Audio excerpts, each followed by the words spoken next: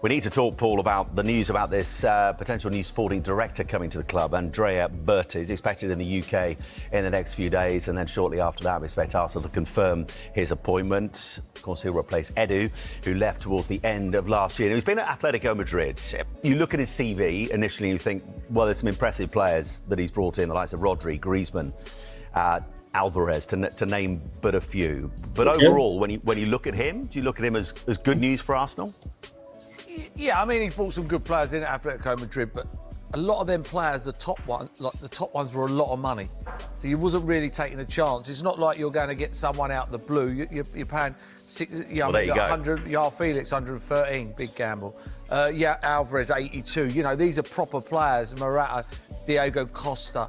You know, Gallagher. Who I'm a big fan of. Griezmann. Like, they're top players. I see. You know, so for me, I'd be interested to see what he does. I hope it's who Mikel Arteta wants. I think that's the most important thing. I think it's so important as a sporting director and a manager that they work together and don't clash. Yeah. I think as soon as you don't get on, then I think it starts to fizzle away. But I think if Arteta wants him and they work together, I think what he needs to come in and do is get Arsenal a centre-forward, a top-draw centre-forward. And if he can get a top-draw centre-forward over the line, I would expect Arsenal to win the league quite comfortably next season. And Tim, there's been a lot of talk, and rightly so, about some of the younger players for Arsenal this season. Nwaneri, Miles Lewis-Skelly, to name a couple.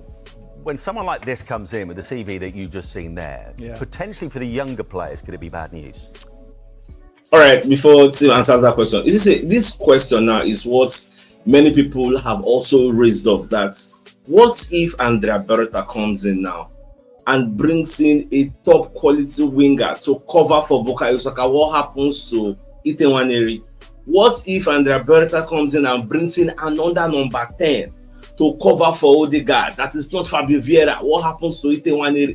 These are some of the questions. But me, I still believe, even if Andrea Berta comes in and brings in top quality, the likes of Miles Skelly, Nwaneri, you get all these guys, even Max Dolman that is coming, they will still have a place.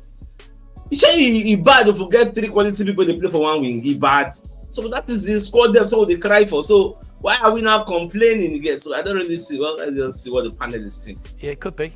It could be. I think sometimes they come in, sporting directors come into a football club and they want to, stamp their authority and start signing a load of players, and just taking risks. What you've got to be careful is that he doesn't ignore, which is probably the best academy in the Premier League, which is Arsenal's at the moment. It's player after player. Lewis-Skelly, Nwaneri's, and if they've not made the grade at Arsenal, they've been sold for big money elsewhere in the Premier League. So, worst thing you can do is come and sign bang average players who are not going to strengthen your 11 and block up pathways for the younger kids who, without doubt, they've got in their academy. So he's got a big job. He's got to have to work, like Berta said, work closely with Mikel Arteta, but he's also got to work with the academy director as well, and take time to go and look and trust your eyes. Hopefully he knows about the Premier League, because sometimes a lot of players, a lot of sporting directors come in, certainly from abroad, like Berta's going to come in.